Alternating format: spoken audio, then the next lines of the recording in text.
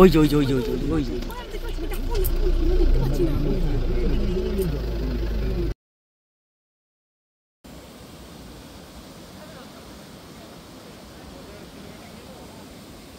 Hello everyone, কেমন আছো তোমরা সবাই? আশা করছি ভালো আছো। আমিও কিন্তু খুব ভালো আছি।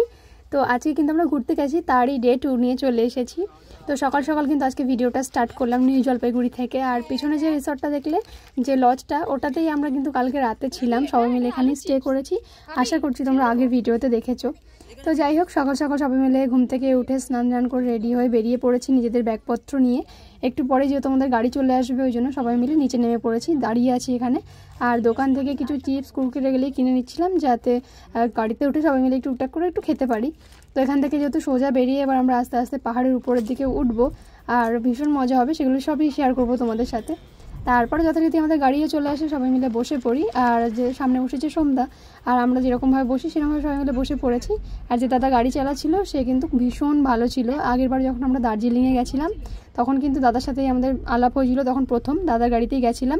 সেই থেকে দাদার সাথে একটা পরিচয় হয়ে গেছে, আর সেখান থেকে ভীষণ ভালো যেহেতু মানুষটা, তো তার গাড়িতে করেই এবারও আমরা কিন্তু ঘুরছিলাম পুরোটা। আর যে আমরা প্যাকেজ করেছিলাম দাদার সাথেই কিন্তু কন্ট্যাক্ট করে প্যাকেজও করে নিয়েছিলাম, তাই একসাথেই ঘুরেছিলাম।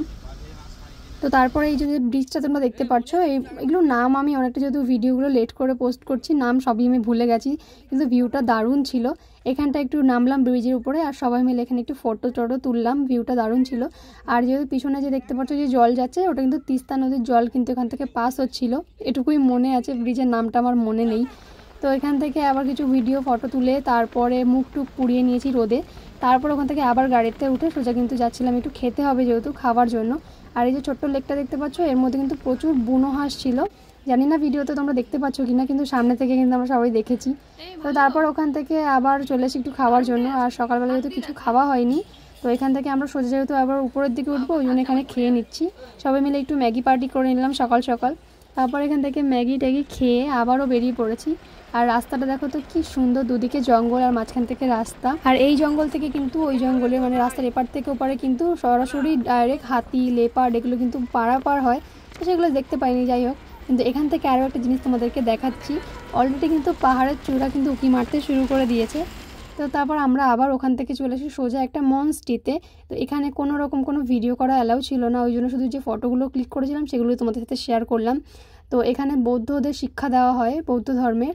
আর এই যে বৌদ্ধদেবের যে মূর্তিটা আছে সামনে দেখো, ওই যে বৌদ্ধদের সমস্ত কিছু সবাই একই ড্রেস পরে এখানে প্রার্থনা করছিল। আমরা ভেতরটা ঢুকি, ভীষণ সুন্দর ছিল, কিন্তু কোনো ভিডিও অ্যালাউ ছিল না। অনেকক্ষণ ওখানে বসি সবাই মিলে, কিন্তু কথা বলাও যাচ্ছিল না ওখানে ঢুকে।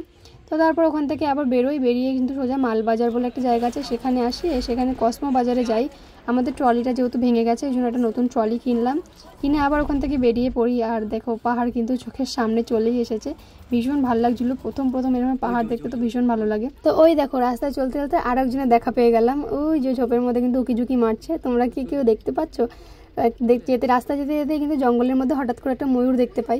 তোমাদেরকে তো একটু আগেই বললাম এখানে অনেক জীবজন্তু পশু পাখি দেখা যায়, কিন্তু যেতে যেতে কিন্তু ময়ূর দেখতে পেয়েছি, ভীষণ ভালো লাগছিল। চিড়িয়াখানায় গিয়ে তো আমরা সবাই ময়ূর দেখে থাকি কম বেশি, কিন্তু এইভাবে জঙ্গলে ছাড়া ঘুরে বেড়াচ্ছে, এগুলো দেখতে আরও বেশি ভালো লাগে। আরও একটা জিনিস তোমাদেরকে দেখাই, এই যে গাছগুলো দেখছো তার নিচে দেখো প্লাস্টিক বাঁধা আছে, এগুলো কিন্তু রবার্ট গাছ। এর নিচে নারকেলের ছোটো ছোটো ওই আইচাগুলোও বাঁধা ছিল। গাছগুলো হালকা কেটে যে গাছের কষটা দিয়ে বেরোবে সেটা দিয়ে কিন্তু রবার্ট তৈরি হয়। এতদিন আমি জানতাম আমাদের কলকাতায় এক ধরনের গাছ দেখতে পাওয়া যায় কিছুটা কলা গাছের মতো, সেটাকেই ভাবতাম রবার্ট গাছ, কিন্তু যে না, আমার ধারণা পুরোই ভুল। রবার্ট গাছ কিন্তু এরকম দেখতে হয়, এবারে এসে আমি প্রথমবার দেখলাম। তো যাই হোক, তারপরে আবার আমরা বেরিয়ে পড়ি, ওখান থেকে সোজা রাস্তায় আসি। আর এবারে দেখো যেতে যেতে দেখি বৃষ্টি নেমেছে, যেহেতু আমরা পাহাড়ের উপরে আস্তে আস্তে উঠছি, আর এখানে ভীষণ জোরে বৃষ্টি নেমেছে। তারপরে একটু বৃষ্টিতে ভিজে একটুখানি হালকা পাতলা, তারপরে আমরা সোজা চলে আসি আমাদের হোমস্টেতে। তো এই আমাদের হোমস্টে হচ্ছে এইটা। আমাদের উপরে 2টো রুম ছিল, নিচে 2টো রুম ছিল। আর হোমস্টে থেকে আমাদের এই যে মানে বাইরের ভিউটা ঠিক এই রকম ছিল।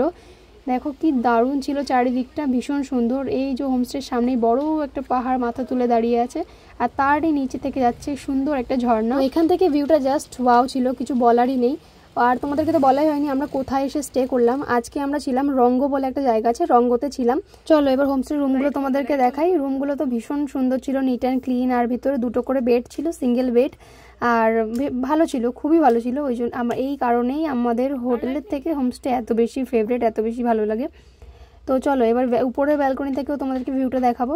আর তার আগে একটু আমাকে দেখে নাও, ওই যে আয়নায় আমাকে দেখা যাচ্ছে একটু কি। তো তারপরে আমরা চলে আসি উপরে, আর উপর থেকে ভিউটা ঠিক এরকম ছিল। দেখো ওই যে নিচ থেকে যাচ্ছে একটা সুন্দর ঝর্ণার জল, আর চারিদিকে পাহাড়। আর এখানে ছিল আমাদের খাওয়ার বন্দোবস্ত।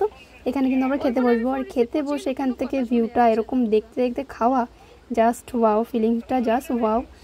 তো যাই হোক, তারপরে এখানে আমরা দুপুরবেলা খাওয়ার জন্য বসে পড়ি। দুপুরবেলা আজকে খাবার ছিল ভাত, ডাল, এদিকে ছিল ডিমের তরকারি, তারপরে এখানে ছিল কোয়াশের তরকারি। পাহাড়ের খুব ফেমাস একটা জিনিস মানে কোয়াশ, এখানে পুরো অ্যাভেলেবেল। এখান থেকে আগেরবার আমরা যখন দার্জিলিংয়ে এসেছিলাম তখনও এখান থেকে কোয়াশ আমরা কিনে নিয়ে গেছিলাম, আর এবারও ইচ্ছা আছে নিয়ে যাওয়ার। এখানে কোয়াশের ভীষণ কম দাম, 20 টাকা কেজি, আর আমাদের ওদিকে প্রায় 50 টাকা 60 টাকা করে কেজি বিক্রি হয়, যেহেতু আমাদের ওদিকে পাওয়া যায় না, আর এখানে যেহেতু অ্যাভেলেবেল তো হওয়ারই কথা।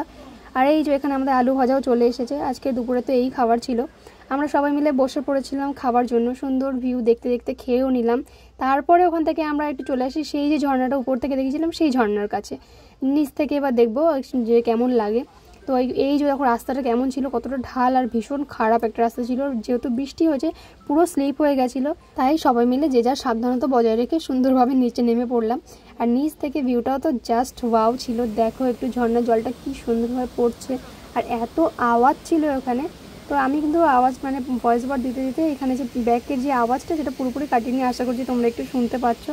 আর এই যে হোটেলটা দেখছো এখানে আমাদের থাকার কথা ছিল, কিন্তু আমাদের কপালটা খারাপ, যেহেতু আমরা একটু লেট করে বুকিং করেছি ওই জন্য আমরা এটা পাইনি। উপরে ছিলাম, তাতে কি হয়েছে এখানে এসে আরামসে ফটো টটো তুলে ভিডিও করে চলে যাবো, উপরে কোনো চাপ নেই।